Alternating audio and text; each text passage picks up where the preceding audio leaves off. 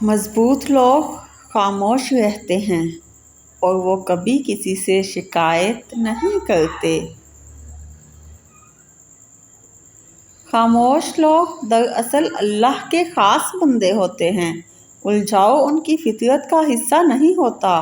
اگر ان پر زیادتی یا ظلم مسلط کر دیا جائے تو وہ محض وضاحت دے کر خاموش ہو جاتے ہیں، کیونکہ ان کا مقدمہ لڑنے والا خود اللہ ہوتا ہے اور فرشتے اس کے حق میں دعائیں کرنے والے ہوتے ہیں۔ ہم کبھی جان ہی نہیں پاتے کہ خاموش لوگ کتنے طاقتور اور اختیارات کے مالک ہوتے ہیں۔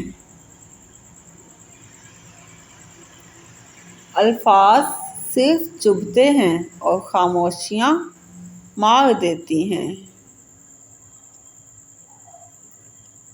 بعض دفعہ خاموشی وجود پر نہیں دل میں اترتی ہے، پھر اس سے مکمل، خوبصورت اور بامعنی گفتگو کوئی اور چیز نہیں کر سکتی، اور یہ گفتگو انسان کی ساری زندگی کا حاصل ہوتی ہے، اور اس گفتگو کے بعد ایک دوسرے سے کبھی دوبارہ کچھ کہنا نہیں پڑتا۔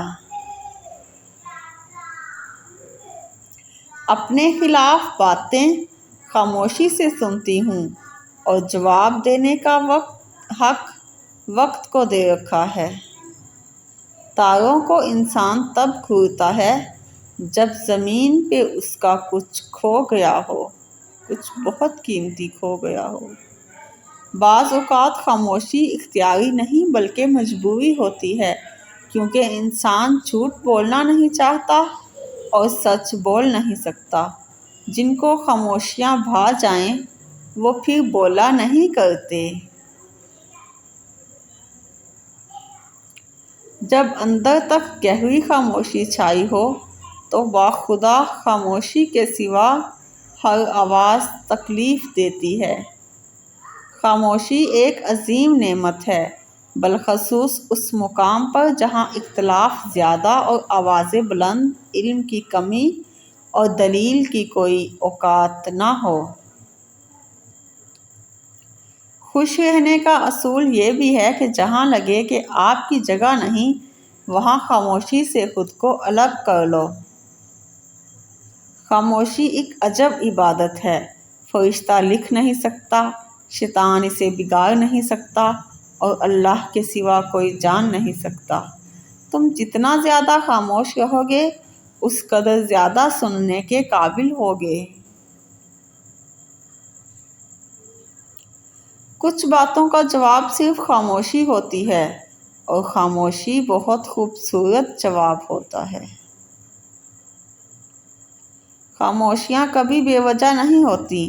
کچھ درد ایسے بھی ہوتے ہیں جو آواز چھین لیتے ہیں۔ جب درد حد سے بڑھ جاتا ہے تو انسان روتا نہیں، خاموش ہو جاتا ہے۔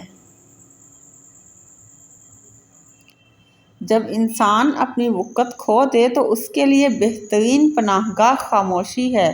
وضاحت کبھی سچا ثابت نہیں کر سکتی، ندامت کبھی نعم البدل نہیں ہو سکتی، الفاظ کبھی بھی انسان کو اس کا کھویا ہوا مقام واپس نہیں لا سکتے، مگر خاموشی اسے مزید تذلیل سے بچا سکتی ہے۔ عجیب فلسفہ ہے کہ لفظوں سے ہی خاموشی ٹوٹتی ہے اور لفظ ہی خاموش کر دیتے ہیں۔ خاموشی ہتھیار ہے ان بہادر لوگوں کا جو لفظوں سے کسی کے دل پہ وار نہیں کرتے۔ دو جگہوں پر خاموش رہنا افضل ہے: جب تمہارے پاس الفاظ کی قلت ہو اور جہاں تمہارے الفاظ کی کوئی قدر و قیمت نہ ہو۔ کبھی ایسا بھی ہوتا ہے کہ الفاظ سے کہیں زیادہ دوسرے انسان کی خاموشی تکلیف دیتی ہے۔ ایک اچھا تعلق ہوا کی طرح ہوتا ہے جو خاموش ہوتا ہے مگر ہمیشہ آپ کے پاس رہتا ہے۔ جو انسان جتنا خاموش رہتا ہے وہ اپنی عزت کو اتنا ہی محفوظ رکھتا ہے۔ خاموشی کی کتنی زبانیں ہیں نا! دکھ، درد، ضد، غصہ، انا، شکر۔